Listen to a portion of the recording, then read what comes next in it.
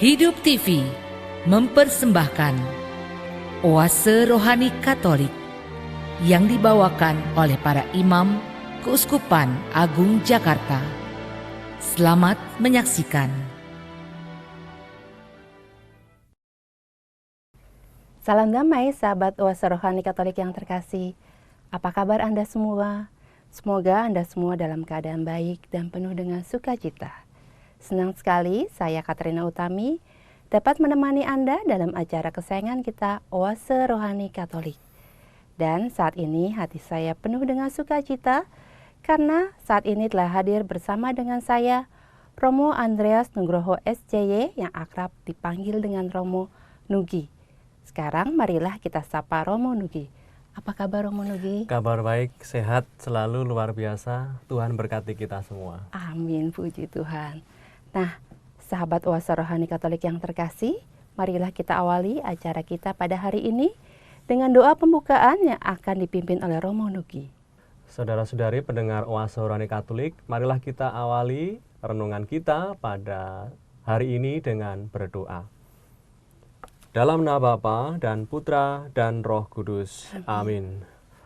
Allah Bapa yang Maha Kasih, kami bersyukur atas penyertaan dan perlindungan-Mu bagi kami umat-Mu secara nyata satu persatu.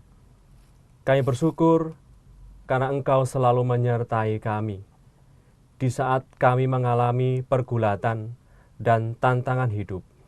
Engkau selalu menguatkan dan menyertai kami. Maka kami mohon berkat-Mu agar kami di dalam setiap situasi hidup, baik itu kesulitan maupun kebahagiaan, juga mau berpaut dan bersandar sepenuhnya kepada kasih dan kerahiman-Mu. Semoga dalam kasih-Mu yang tak berkesudahan, kami semakin berani untuk mencintai sesama kami. Demi Kristus Tuhan dan Penyelamat kami, kini dan sepanjang segala masa. Amin. Dalam nama Bapa dan Putra dan Roh Kudus. Amin. Sahabat Oase Rohani Katolik yang terkasih, marilah sekarang kita siapkan hati kita untuk mendengarkan bacaan liturgi pada hari ini. Bacaan pertama diambil dari Nubuat Mika bab 7 ayat 14 sampai 15 dilanjutkan dengan ayat 18 sampai ayat 20. Nabi berkata, "Ya Tuhan, dengan tongkat-Mu gembalakanlah umat-Mu, kambing domba milik-Mu sendiri. Mereka terpencil, mendiami rimba di tengah-tengah kebun buah-buahan. Biarlah mereka merumput di Basyan dan Gilead seperti pada zaman dahulu kala. Perlihatkanlah kepada kami tindakan-tindakan ajaib seperti pada waktu Engkau keluar dari Mesir. Adakah Allah lain seperti Engkau yang mengampuni dosa-dosa dan memaafkan pelanggaran yang dilakukan oleh sisa-sisa miliknya sendiri, yang tidak murka untuk selama-lamanya, melainkan berkenan pada kasih setia? Biarlah Ia kembali menyayangi kita, menghapuskan kesalahan-kesalahan kita, dan melemparkan segala dosa kita ke dalam tubir-tubir laut. Kiranya Engkau menunjukkan setiamu kepada Yakub dan kasih-Mu kepada Abraham, sebagaimana telah Kau janjikan dengan sumpah kepada nenek moyang kami sejak zaman purbakala." Demikianlah sabda Tuhan. Syukur kepada Allah. Marilah kita tanggapi dengan Mazmur tanggapan. Tuhan adalah penyayang dan pengasih. Tuhan adalah penyayang dan pengasih. Pujilah Tuhan, hai jiwaku. Pujilah namanya yang kudus, hai segenap batinku. Pujilah Tuhan, hai jiwaku. Janganlah lupa akan segala kebaikannya. Tuhan adalah penyayang dan pengasih. Dialah yang mengampuni segala kesalahanmu dan menyembuhkan segala penyakitmu. Dialah yang menebus hidupmu dari liang kubur dan memahkotai engkau dengan kasih setia dan rahmat. Tuhan adalah penyayang dan pengasih. Tidak terus-menerus Ia murka, dan tidak untuk selama-lamanya Ia mendendam. Tidak pernah Ia memperlakukan kita setimpal dengan dosa kita, atau membalas kita setimpal dengan kesalahan kita. Tuhan adalah penyayang dan pengasih. Setinggi langit dari bumi, demikianlah besarnya kasih setia Tuhan atas orang-orang yang takwa kepadanya. Sejauh timur dari barat, demikianlah pelanggaran-pelanggaran kita dibuangnya. Tuhan adalah penyayang dan pengasih. Sahabat Oase Rohani Katolik yang terkasih, marilah sekarang kita siapkan hati dan pikiran kita karena sebentar lagi Romo Nugi akan membacakan Injil pada hari ini yang akan diambil dari Injil Yesus Kristus menurut Lukas bab 15 ayat 1-3, dilanjutkan dengan bab 11-32.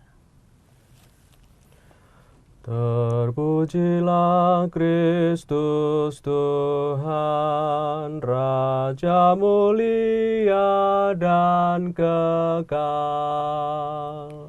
Terpujilah Kristus Tuhan, Raja mulia dan kekal. Aku akan bangkit dan pergi kepada Bapakku dan berkata kepadanya, Bapakku telah berdosa terhadap surga dan terhadap Bapa.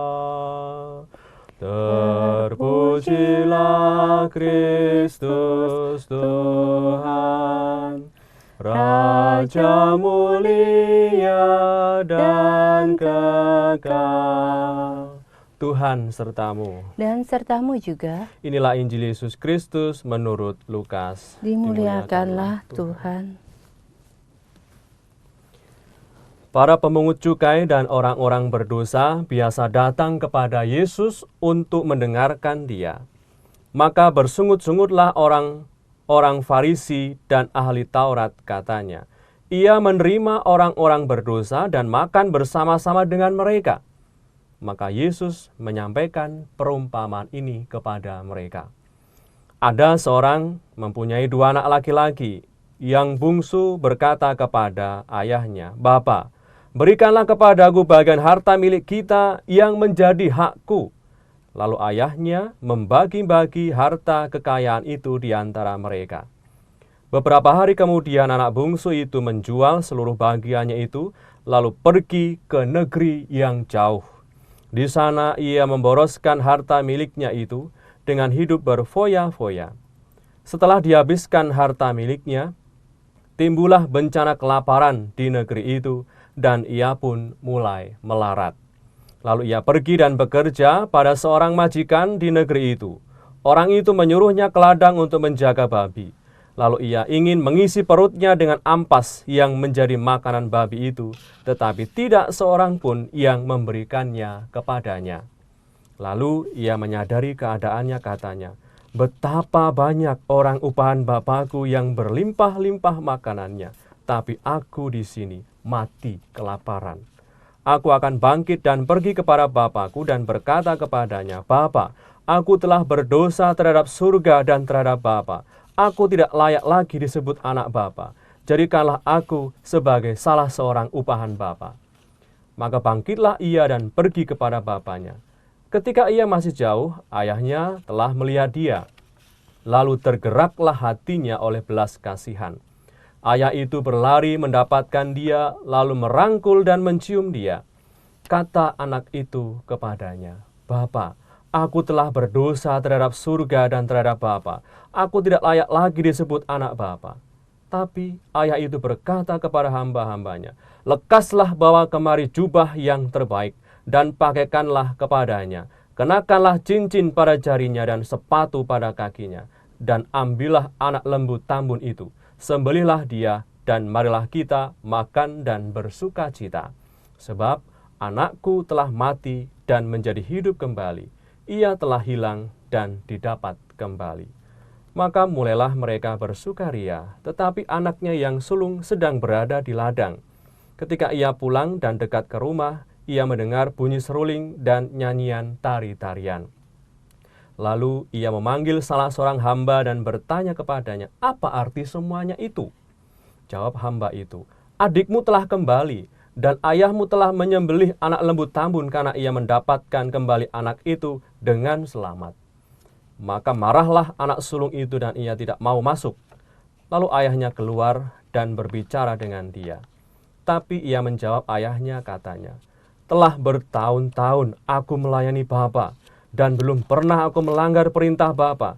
Tapi kepadaku belum pernah Bapa memberikan anak kambing pun untuk bersuka cita dengan sahabat-sahabatku. Tapi baru saja datang anak Bapa yang memboroskan harta kekayaan Bapa bersama dengan pelacur-pelacur, maka Bapa menyembelih anak lembu tambun untuk dia." Kata ayahnya kepadanya, "Anakku, engkau selalu bersama-sama dengan aku, dan segala kepunyaanku adalah kepunyaanmu. Kita patut bersuka cita dan bergembira, karena adikmu telah mati dan menjadi hidup kembali. Ia telah hilang dan didapat kembali." Demikianlah Injil Tuhan. Terpujilah Kristus. Nah, Romo Nugi, kiranya inspirasi atau kabar sukacita apa yang akan dibagikan oleh Romo Nugi kepada kita hari ini? Baik, saudari dan juga saudara-saudari pendengar renungan Oase Rohani Katolik. Dari bacaan yang pertama tadi kita mendengar bacaan singkat dari nubuat Mika, di mana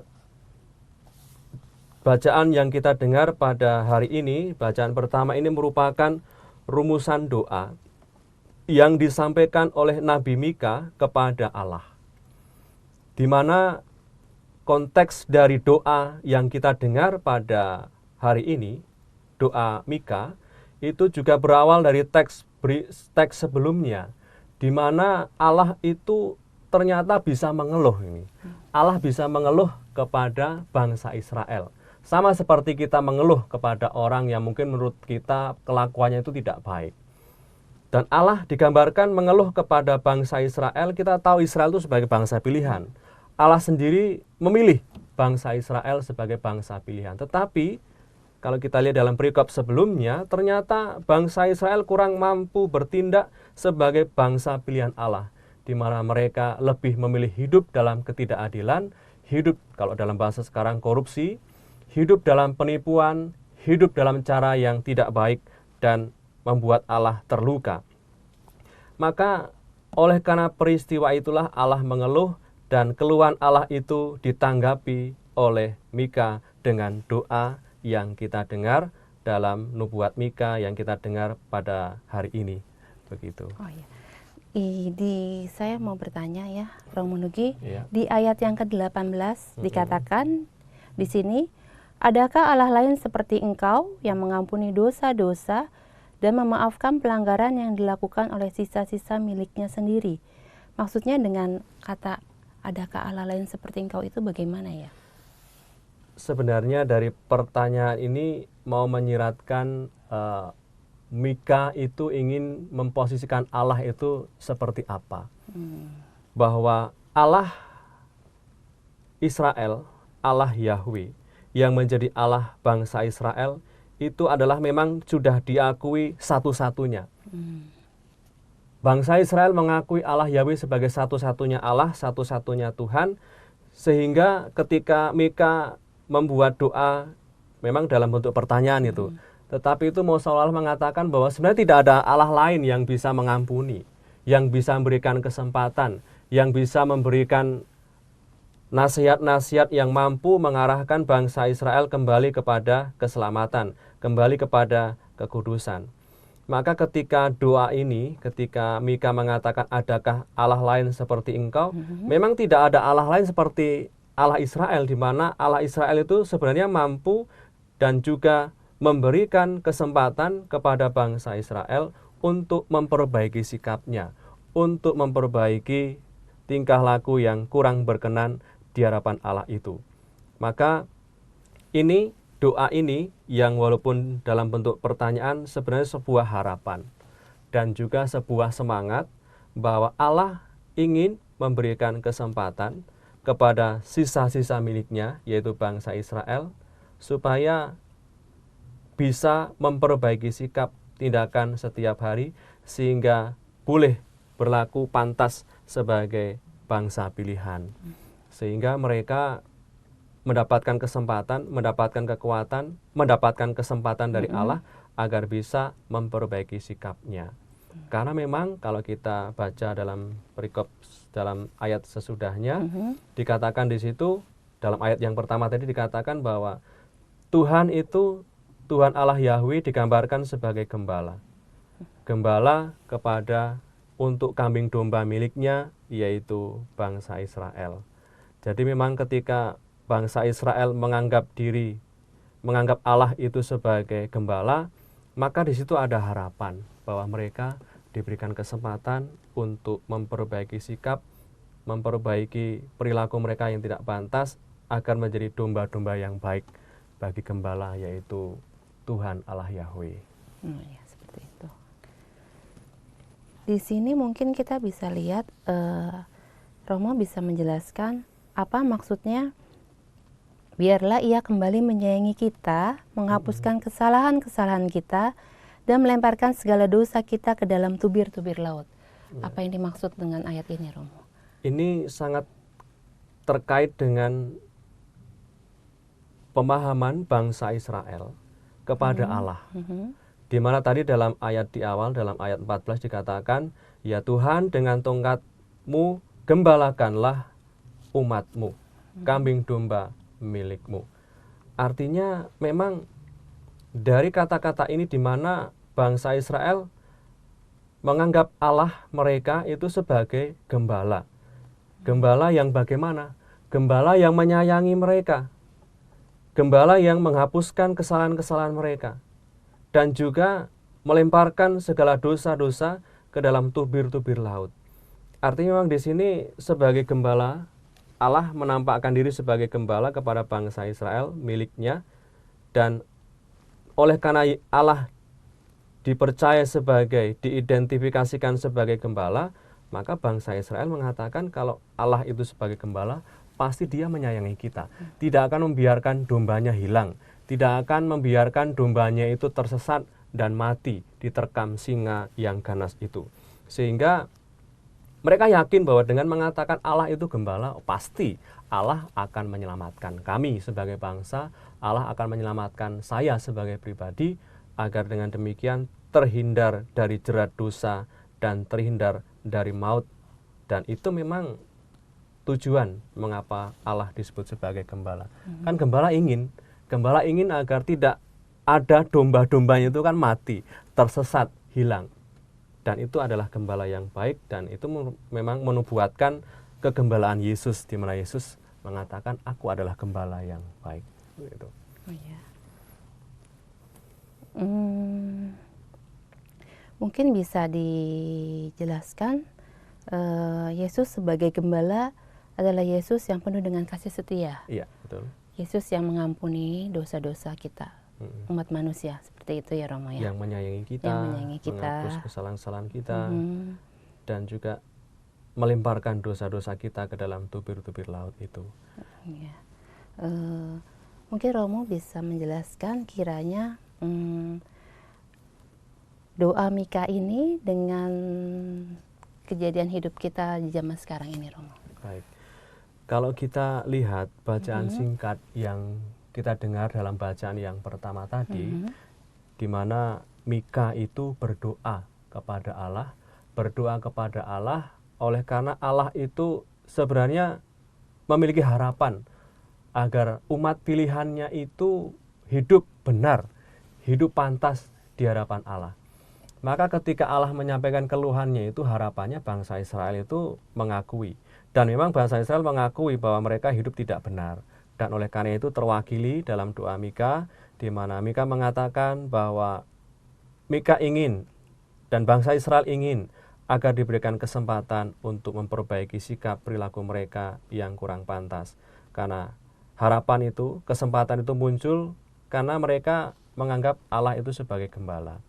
Maka kalau kita lihat dalam hidup kita, memang dari diri kita, kalau kita lihat bahwa dalam keseharian, kalau kita lihat dari mulai kita bangun, tidur hingga tidur lagi, di situ sebenarnya kita lihat sudah berapa banyak sih kebaikan yang sudah kita buat.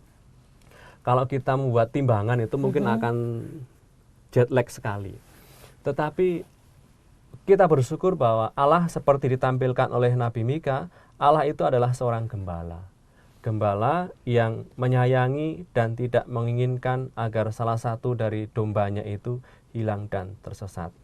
Maka kita patut bersyukur bahwa lewat pemahaman Allah sebagai gembala juga mengajak kita melihat perilaku kita. Sudahkah kita itu menjadi domba yang baik bagi gembala dalam keseharian? Apakah kita lebih memilih untuk menjadi domba yang nakal?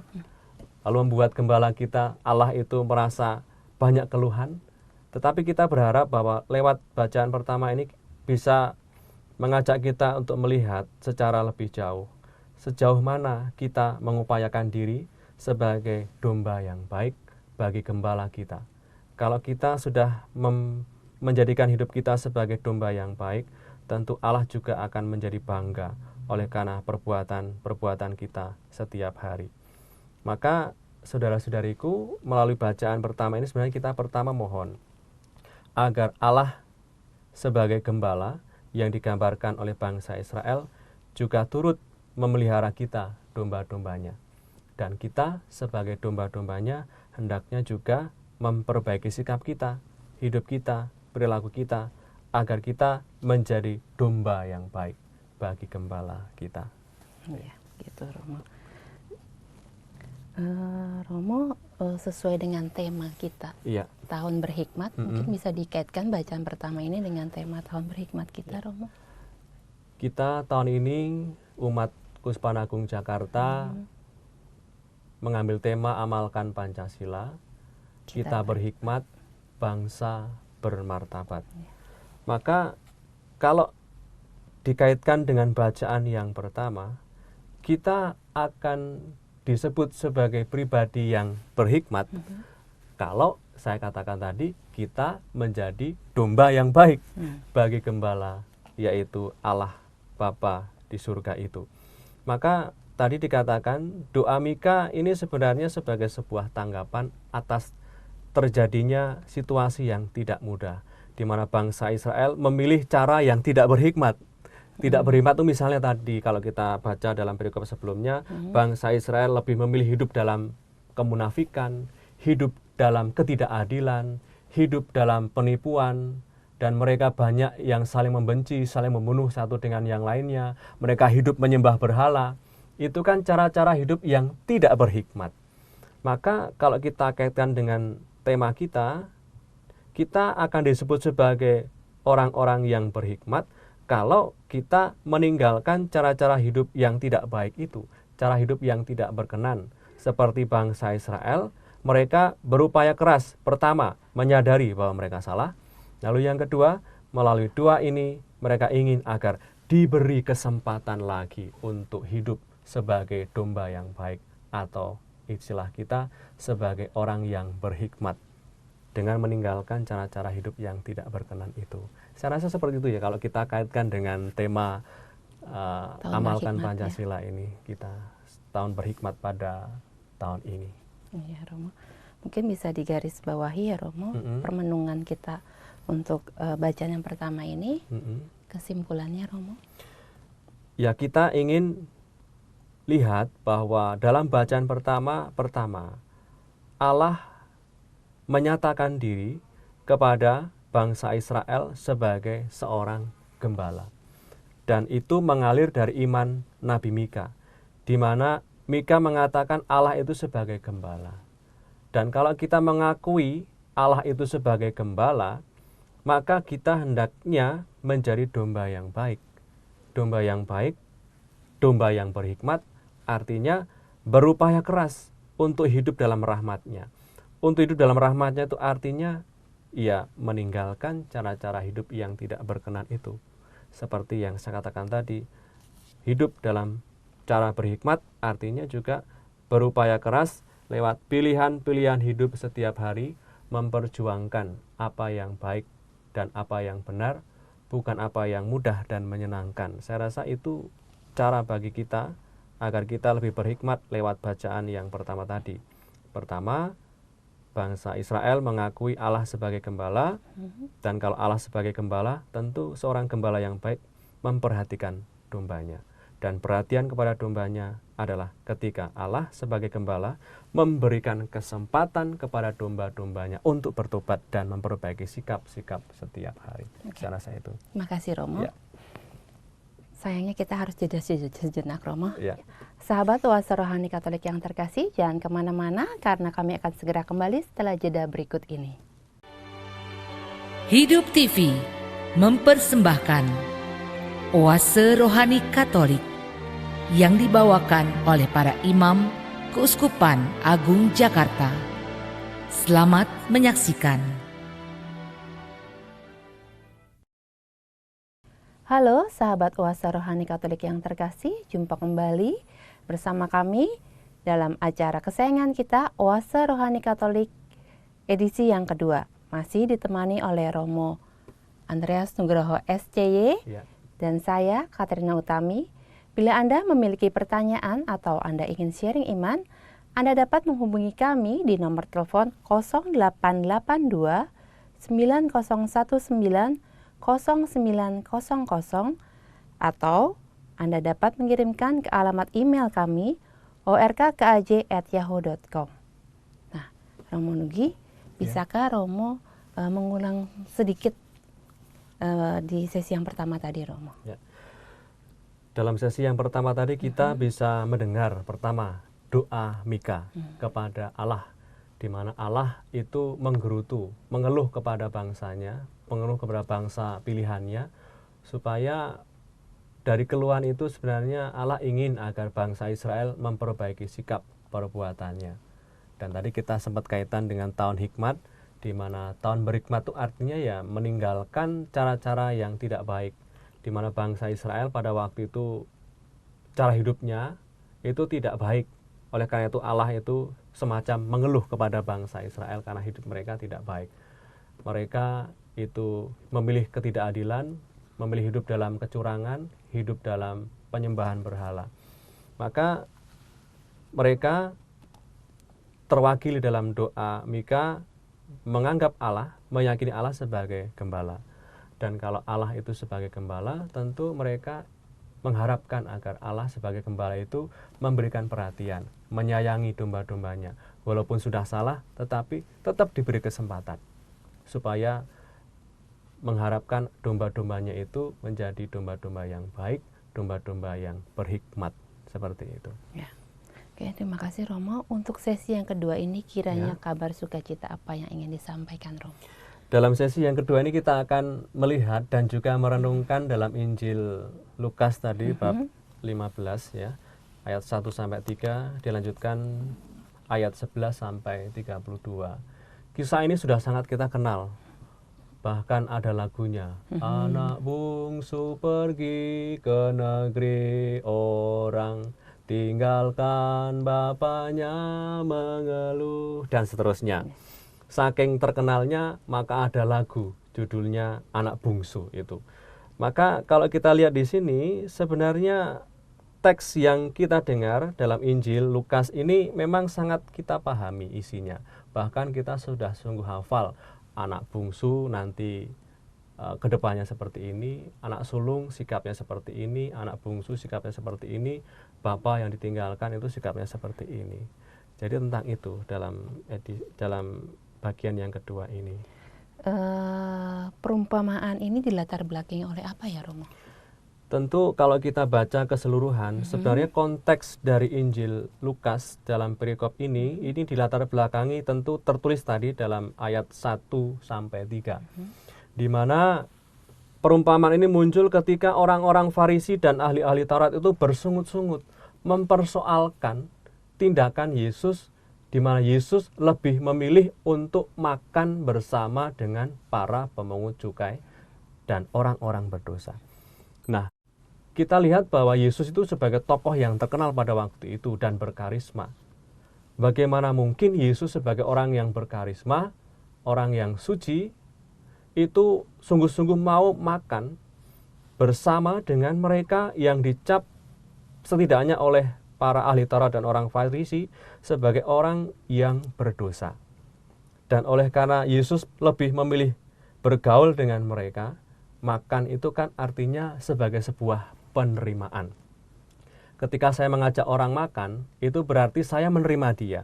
Saya mengajak dia untuk bersahabat dengan saya. Maka ketika Yesus makan bersama dengan orang-orang berdosa, lalu mereka, orang-orang Farisi dan ahli Taurat itu bersungut-sungut mempersoalkan bagaimana mungkin Yesus sebagai orang yang suci, orang yang hebat dan berkarisma justru memilih hidup dan bergaul dengan orang-orang berdosa.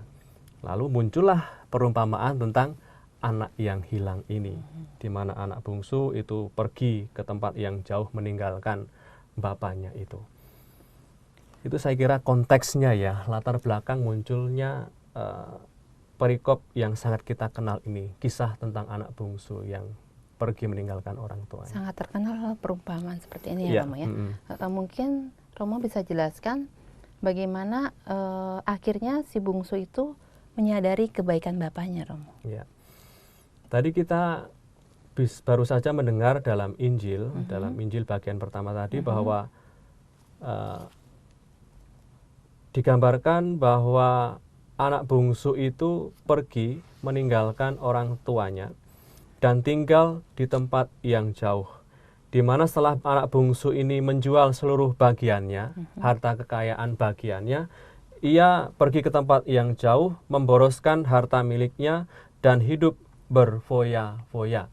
Artinya menghabiskan harta miliknya itu untuk melakukan tindakan-tindakan yang di luar dugaan oleh bapaknya itu. Hidup foya-foya, memboroskan harta miliknya, dan hidup dengan cara yang tidak benar. Nah, ketika di tempat yang jauh itu, mengapa tadi anak bungsu itu ingat akan kebaikan bapaknya? Karena memang ketika di tempat yang jauh, ada bencana kelaparan di situ. Ada bencana kelaparan, lalu harta miliknya itu habis, lalu akhirnya anak bungsu itu menjadi ingat akan kebaikan Tuhan. Nah, anak bungsu ini ingat akan kebaikan bapaknya ketika ia mau mengisi perutnya dengan ampas dari makanan babi pun tidak boleh. Nah, ketika berhadapan dengan situasi yang tidak enak ini, lalu ingat dia tentang bapaknya yang murah hati itu. Di rumah bapaknya itu karyawannya itu hidupnya makmur. Semuanya makan enak, semuanya serba berkecukupan, tetapi saya di tempat asing sebagai orang upahan pun makan dari ampas babi pun tidak boleh. Maka saat di mana anak bungsu ingat akan kebaikan Tuhan itu ketika pada saat di tempat yang jauh itu ia mengalami situasi yang menderita.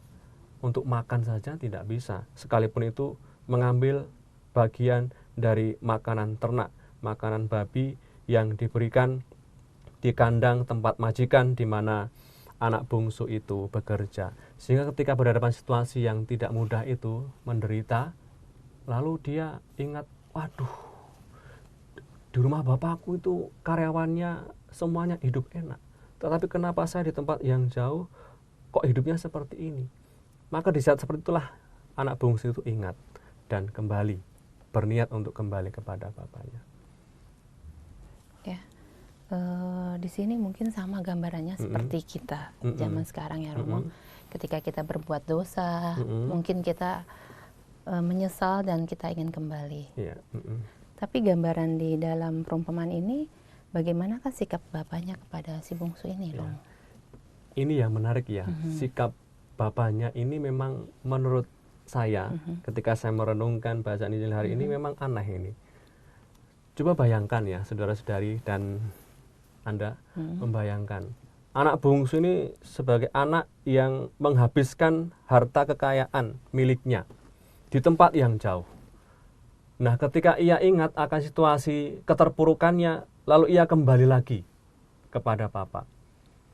Dan ketika sebelum kembali kepada Bapa, dia sebenarnya tidak ingin menuntut lagi haknya sebagai anak itu. Karena ia sadar bahwa dia sudah menyakiti orang tuanya, sudah tidak berbakti kepada orang tuanya, lebih memilih untuk memboroskan harta kekayaannya, lalu sekarang oleh karena keterpurukannya di tempat yang jauh, akhirnya ia berniat untuk kembali. Kembali bukan untuk menuntut kembali haknya, tetapi ia ingin jadi upahannya bapaknya, menjadi karyawan bapaknya. Tapi yang menarik adalah ketika si bungsu berjalan pulang, masih di tempat yang jauh, bapaknya itu melihat itu anaknya. Nah, ketika melihat itu anaknya, lalu segera ayahnya itu berlari mendekat, lalu memeluk anak itu, mencium anak itu, anak bungsu, dan bahkan sebelum sempat mengatakan apa-apa ini. Kan tadi sebelum pulang kepada bapaknya, dia sudah merancang rumusan penyesalan. Aku telah berdosa terhadap surga dan terhadap Bapa. Aku tidak layak lagi disebut anak Bapa. Belum sempat ini, anak bungsu ini mengucapkan kata-kata maaf itu, tetapi bapaknya langsung berlari mendekat, memeluk, mencium, lalu akhirnya juga memberikan pakaian, memberikan cincin, memberikan sepatu. Itu sebagai sebuah tanda penerimaan bahwa anak bungsu yang hilang di tempat yang jauh itu diterima lagi sebagai anaknya. Kan biasanya seperti ini, kalau anak bungsu itu berdosa atau orang itu berdosa kepada bapaknya, kepada orang tuanya, tentu kan biasanya itu diberi kesempatan dulu orang itu bicara untuk minta maaf. Bapak, saya minta maaf karena saya sudah melakukan kesalahan ini dan itu. Tetapi ini aneh ini. Belum sempat ini anak bungsu ini menyampaikan permintaan maafnya, justru pada saat itu bapaknya memeluk, mencium, dan akhirnya memberi hal-hal yang di luar dugaan anaknya itu. Biasanya kan diberi kesempatan dulu minta maaf, tetapi justru ini tidak biasa. Bahkan yang tidak biasa itu adalah biasanya ketika ada anaknya itu dari tempat yang jauh, biasanya adalah ayah meminta hambanya, karena ini kan orang kaya, meminta hambanya untuk menjemput anaknya. Ini tidak, bapaknya sendiri yang berlari mendekat dan memeluk anaknya itu. Sehingga sikap bapaknya ini sungguh di luar dugaan, bahwa ketika melihat anaknya dari jauh pulang, ia tahu bahwa itu anaknya, lalu akhirnya dia berlari, memeluk, mencium, dan itu sebagai sebuah tanda sukacita kegembiraan sang ayah, di mana anaknya yang hilang itu mau kembali lagi. Seperti itu. Tapi di sini ya Romo, juga di perumpamaan ini juga ada anak yang sulung, Romo. Ya, anak yang sulung ya. Jadi sikapnya mungkin berbeda dengan sikap ayahnya menerima adiknya, Romo. Iya. Memang sikap si sulung tadi kan memang berbeda ya. Si sulung itu menganggap diri sebagai orang yang lebih berjasa. Lebih berjasa karena tinggal bersama bapaknya, mengurus harta kekayaannya. Kalau ukurannya itu pahala dan hukuman, maka yang lebih berpahala dan mendapatkan ganjaran baik itu seharusnya si sulung. Iya, betul. Tetapi kenapa ketika anak bungsu itu pulang, lalu bukannya dihukum, tetapi malah diberi cincin, diberi pakaian, diberi sepatu, bahkan diambilkan kambing yang gemuk, yang tambun untuk pesta. Ini kan di luar nalar pada waktu itu, karena pada waktu itu berkembang suatu teori bahwa ada pahala dan hukuman. Orang baik, orang setia, orang yang berbakti kepada orang tua akan mendapatkan pahala, akan mendapatkan kebaikan. Tetapi sebaliknya, orang yang tidak setia, meninggalkan orang tuanya, itu sebagai orang yang berdosa dan harus mendapat hukuman. Ini tidak mengikuti pola yang ada. Orang yang jahat seperti anak bungsu, kok malah diberi kebaikan oleh bapaknya. Seharusnya tidak seperti itu. Itulah paham yang dimiliki oleh si sulung tadi, mengapa ia iri, marah. Bagaimana mungkin ini terjadi? Karena yang seharusnya mendapat itu saya sebagai anak sulung yang setia, tinggal di rumah, setia menemani orang tua, setia mengerjakan ladang milik bapaknya itu. Tapi kenapa yang mendapatkan yang baik itu justru anak bungsu, adiknya yang mendapatkan itu, padahal kita tahu adiknya itu hidup foya-foya, menghambur-hamburkan harta milik kekayaannya itu. Sehingga sikap dari si sulung ini memang merasa ya tidak mungkin, seharusnya menurut pola yang terjadi pada waktu itu tidak mungkin kalau orang yang berdosa yang durhaka kepada orang tuanya harusnya dihukum, bukan diberi kesempatan, bukan diberi kebaikan atau cinta oleh orang tuanya. Sama ya Romo, maksudnya dengan kejadian sekarang ya Romo. Ya. Mungkin kalau kita melihat kakak adik gitu ya, ada adik kita yang sama seperti si bungsu, yang selalu menghabiskan harta orang tua, dan ketika kita sebagai kakaknya, kita yang bekerja habis-habisan gitu ya, mungkin adik kita sudah pergi menghabiskan segala sesuatu lalu datang kembali, mungkin juga akan seperti si sulung seperti ini ya Romo. Tapi hebatnya di dalam perumpamaan ini sikap ayahnya Romo. Sikap ayahnya memang di luar Sikap dugaan ayahnya kita. di luar dugaan kita, sikapnya berbeda ya Romo. Iya, Mungkin Romo bisa jelaskan sikapnya yang Kalau kita lihat sikap bapaknya itu memang berbeda ya. Berbeda dengan pola yang seharusnya ada. Di mana kalau menurut pola yang ada, bapak ini seharusnya menghukum anak yang bungsu ini dan memberikan yang baik kepada anaknya yang sulung. Maka kalau menurut si sulung, memang orang baik harus mendapatkan pahala dan orang yang berdosa harus dihukum.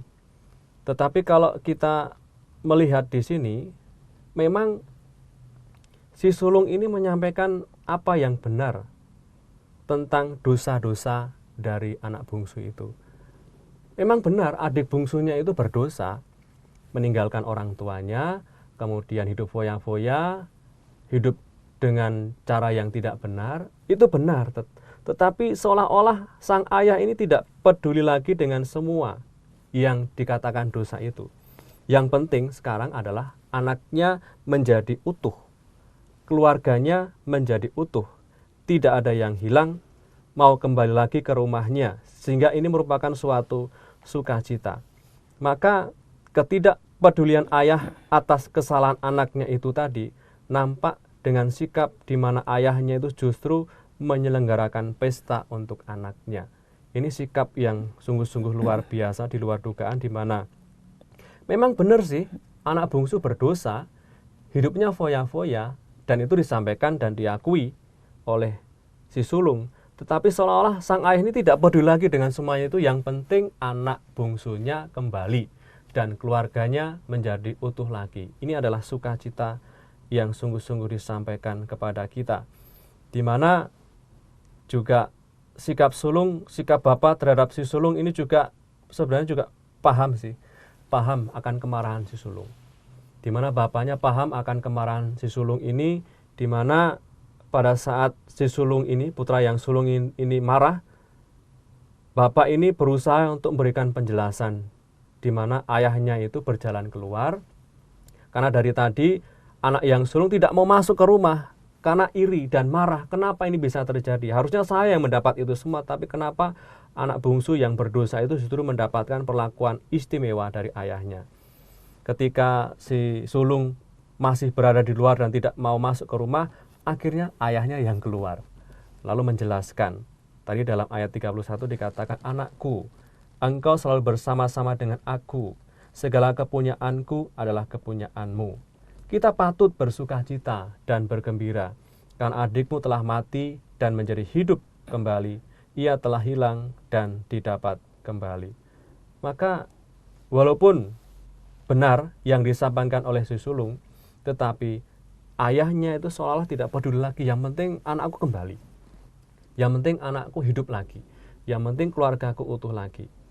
Dan inilah yang ingin disampaikan kepada kita, bahwa sikap Bapa ini memang sungguh-sungguh luar biasa kepada kedua anaknya ini. Maka kalau kita bisa menyimpulkan, apakah sama sikap kepada anak bungsu itu sama dengan kepada si sulung? Kalau kita lihat secara lebih dalam, sikapnya sebenarnya sama ya. Tidak ada perbedaan. Ya, tidak ada perbedaan sikap Bapa kepada baik itu kepada si sulung ataupun kepada si bungsu. Coba kita lihat tadi dalam ayat 20 dikatakan, mengapa saya katakan sikapnya sama? Sikap Bapa itu sama, baik kepada si sulung maupun kepada si bungsu. Dalam ayat 20 dikatakan tentang si bungsu, maka bangkitlah ia dan pergi kepada bapaknya. Dan ketika ia masih jauh, ayahnya telah melihatnya, lalu tergerak hatinya oleh belas kasihan. Ayah itu berlari mendapatkan dia, lalu merangkul dan mencium dia. Ini sikap kepada si bungsu. Lalu sikap kepada si sulung juga sama. Dalam ayat 28 dikatakan, maka marahlah anak sulung itu dan ia tidak mau masuk. Lalu ayahnya keluar dan berbicara dengan dia. Ini kan sikapnya sama.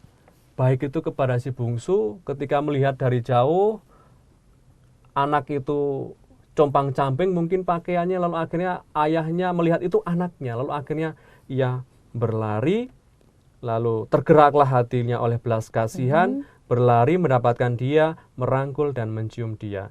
Ini juga sama. Ketika si sulung awalnya marah karena bagaimana mungkin anak bungsu yang berdosa itu justru diberi pengakuan dan diberi perhatian khusus istimewa oleh bapaknya. Dan ketika anak sulungnya tidak mau masuk ke rumah, akhirnya ayahnya berinisiatif keluar, sama seperti yang dilakukan ayahnya ketika melihat si bungsu itu tadi. Sehingga ketika si sulung itu masih di luar, ayahnya yang keluar dan mendekati dan mengajak bicara anak yang sulung itu. Maka dari sini mau mengajak kita untuk merenungkan sebenarnya kebesaran dan keagungan Allah. Lewat perumpamaan ini, di mana sikap Bapa kepada baik itu kepada si bungsu maupun si sulung itu mau mengajak kita melihat betapa besar dan agungnya Allah kita. Di mana Allah itu mencintai si bungsu sebagai pendosa, yang adalah pendosa, dan tetap juga mengasihi si sulung, yang orangnya itu tetap keras hatinya dengan pendiriannya. Maka keyakinan bahwa Allah itu yang murah hati dan penuh belas kasih juga hendaknya mendorong kita untuk mau datang kepada Allah, mohon pengampunannya dan hidup dalam rahmatnya. Maka tidak ada perbedaan sama sekali ya sikap baik itu kepada yang sulung maupun yang bungsu. Sama-sama Allah, sama-sama ayahnya itu berinisiatif untuk mendekati mereka berdua. Karena apa? Ya, karena mereka berdua anaknya Bapak ini. Jadi tidak ada perbedaan sama sekali. Mungkin Romo bisa mengkaitkan bacaan Injil hari ini dengan tema APP. Ya.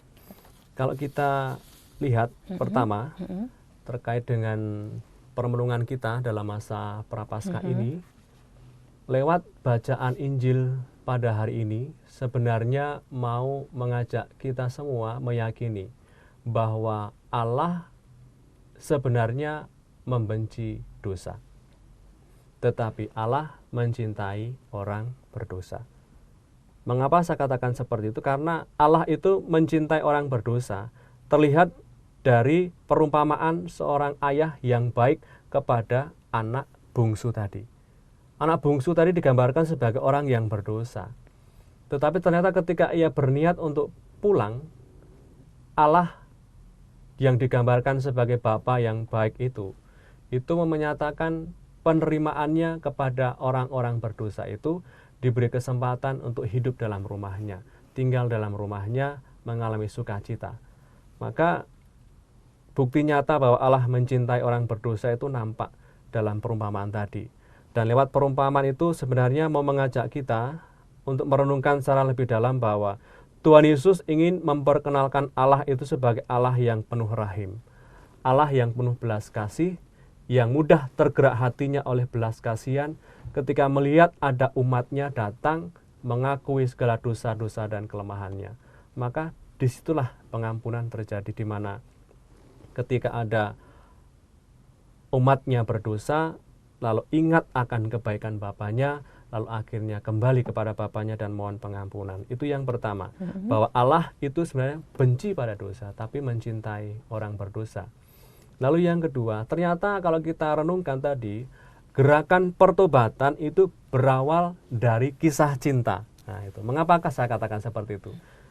Tadi, si bungsu ingat akan kebaikan-kebaikan bapaknya.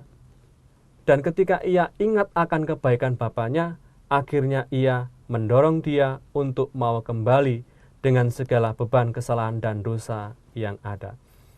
Tadi kan saya gambarkan di awal bahwa si bungsu itu ketika mau makan saja susah. Dan ketika kesusahan itu muncul dan dirasakan, lalu ia ingat, oh Bapakku baik sekali.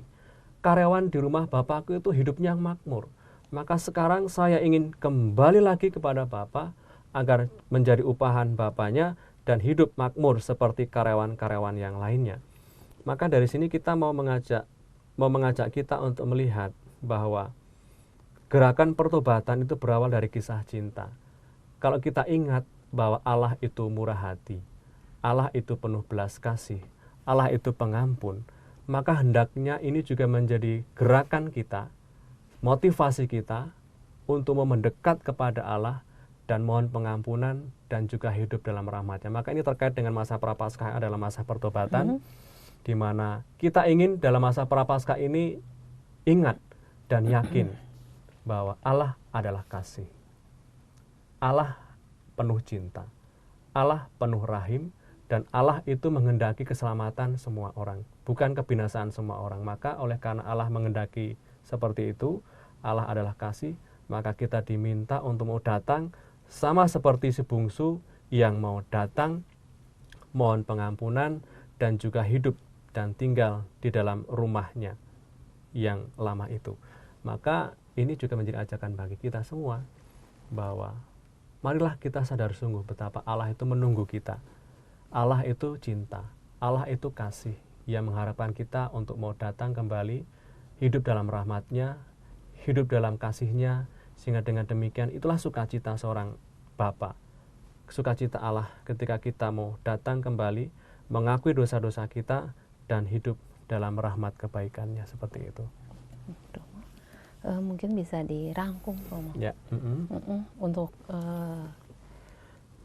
bacaan dari bacaan Injil yang kita dengarkan pada hari ini. Dari bacaan yang pertama tadi kita mendengar bahwa Allah digambarkan sebagai gembala, dan kita diharapkan menjadi domba-domba yang baik.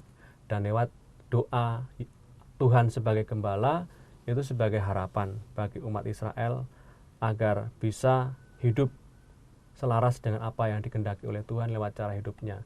Dan Allah diminta juga untuk memberikan kesempatan kepada bangsa Israel untuk memperbaiki sikap-sikap yang tidak benar itu.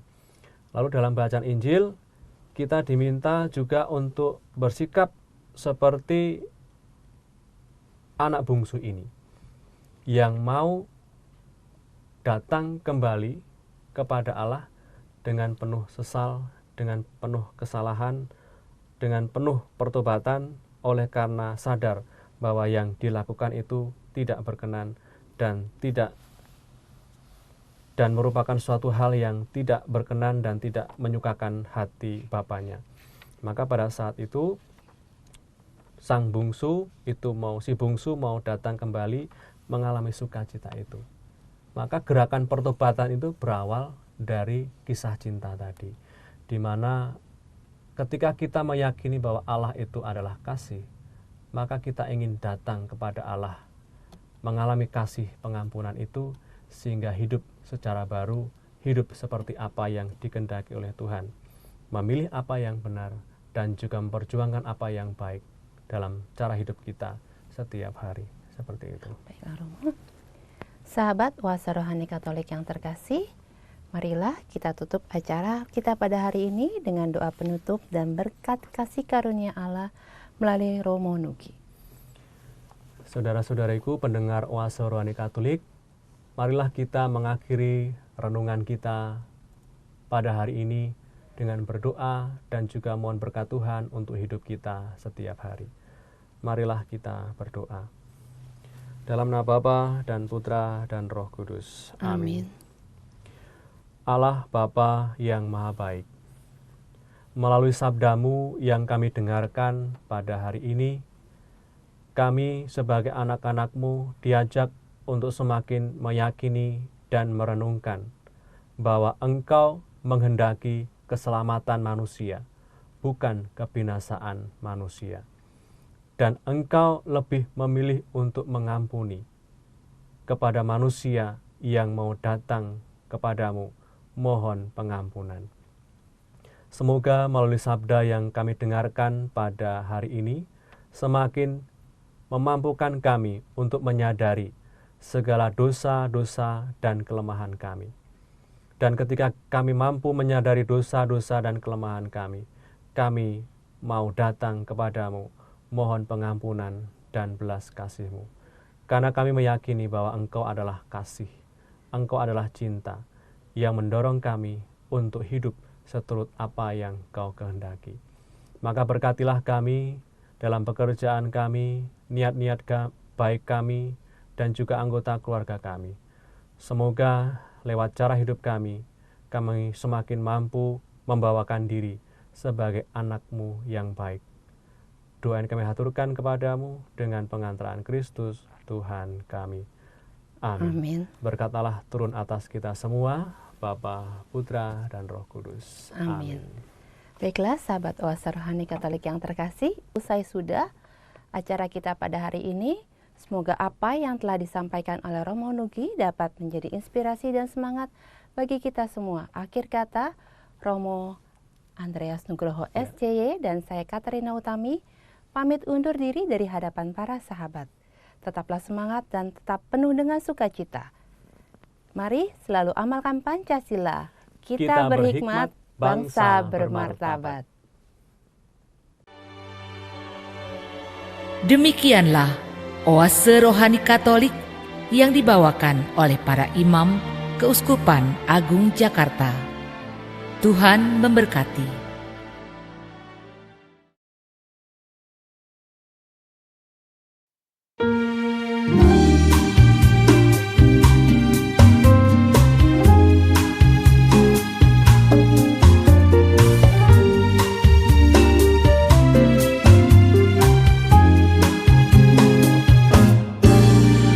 Di dalam hidupku yang pernah ku jalani, tak aku sadari arahku menuju. Seakan semua membawa bahagia, meski sesungguhnya hanya sementara. Selalu ku sadari Tuhan mendampingi dalam kesesatan dan persoalanku. Selalu ku berdoa dengan iman teguh, Tuhan menuntun langkahku selamanya. Tiap kali aku datang padanya, ada jalan yang ditunjukkannya. Setiap kali aku berdoa, Dia meneguhkanku. Di hadapan tahta-Mu yang suci, ku dapati kekuatan baru. Setiap kali aku berdoa, ku menemukan-Mu.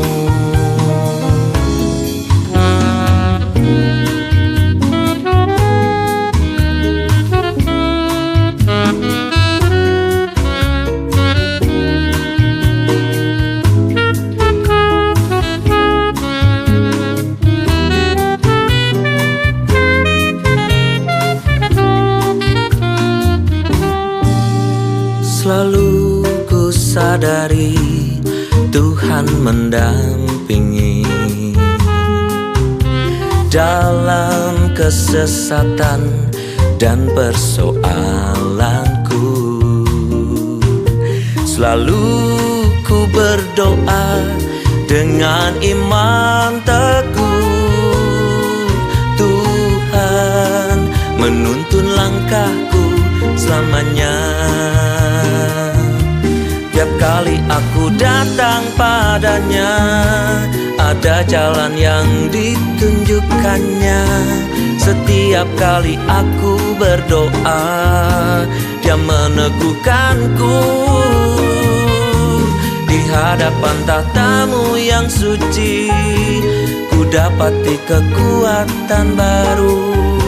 Setiap kali aku berdoa, ku menemukan-Mu. Dan aku tahu ada Tuhan, ku tahu kau ada.